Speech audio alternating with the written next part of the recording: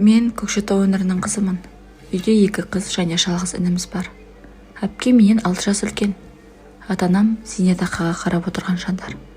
Әпкем мектеп бітірген соң оқуға түсе алмай, облыс орталығына жұмысқа тұрды. Жұмысы сатушы. Кейіннен Қарағанды жаққа тұрмысқа шықты.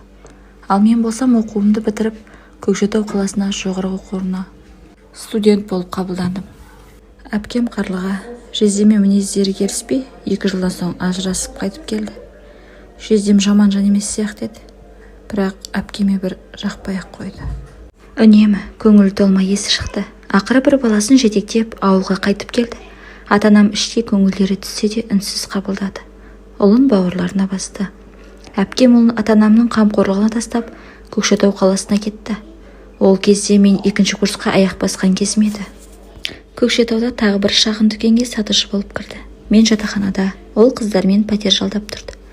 Анда-санда пәтеріне де барып тұрдым. Қасында өзі сияқты тұрмыста болған қыздармен тұрады екен. Әңгімелері жарасып, кафеге барып қыдырғыш болып кеткендей. Үйлеріне барсам, Қарлыға менің тезірек кеткенімді қалап тұратын сияқты болып көрінетін. Үнемі қолыма ақшамен азық-түлік сатып, сау бол деп шығарып салуға асық еді. Бұрынғыдай емес, өзі де әрленіп, әдемі киініп, шаш үлгісінде өзгертіп үлгеріпті. Ұлын ұмытқан, тіпті ата-анама анда-санда ғана хабарласады. Бар көмегі дүкеннен бір сөмке тәттілер жіберіп тұрады екен. Осылайша мен 3-ші курсқа келдім. Қарлыға өміріне де үйренгенбіз. Бір күні Қарлыға 2 баласы бар азаматқа тұрмысқа шығатындығын айтты. Әйелі қайтыс болған, балалары ер жетіп кеткен болашақ жездеміз Қарлығадан 12 жас үлкен екен.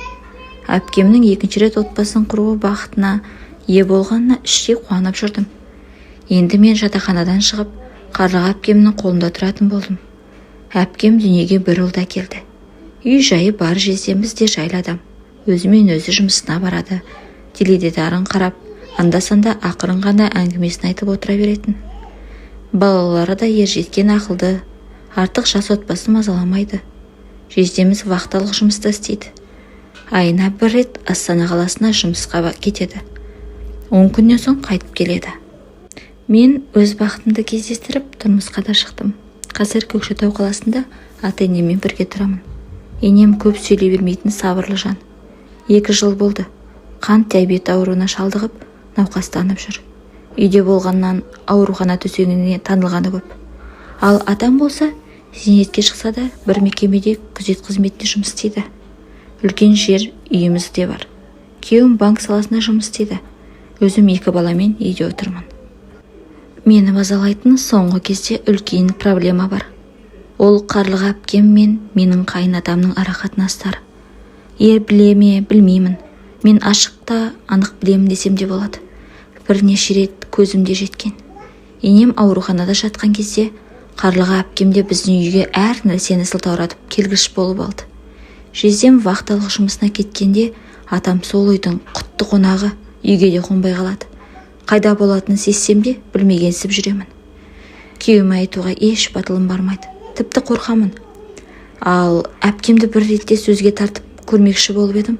Қарқылдап күліп әзілге айналдырып, құдашадан құр қалғанды атады деп өз алдына бет алды сөйлейді. Енем ештеме білмейді және білмесе екен деп тілеймін. Әпкемнің қылығы бір күні әшкере болса, отбасымыз ойрандай бола ма деп те қорқамын. Үйге келгенде Қарлыға атама батылданып, сөйлегенін көргенде жерге кіріп кете жаздаймын.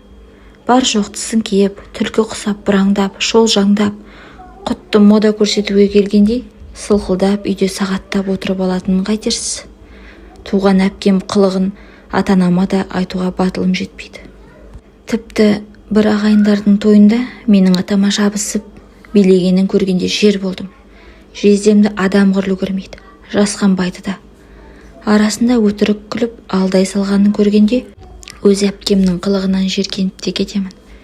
Егер бір әңгіме бастасам, ертең өзімді кінәлі қылып шықпасына кім кепіл? Олардан бәрін күтуге болады. Ағайын туыс, ел жұрт соқыр емес қой. Бір күні шындық бет ашылса не істемекпін? Жездеме де жаным ашиды. Бұл сұмдықты ұлдары білсе, Қарлығаны бір күнде тұрғызбасы анық. Ал күйеуім білсе не боларын кім білсін?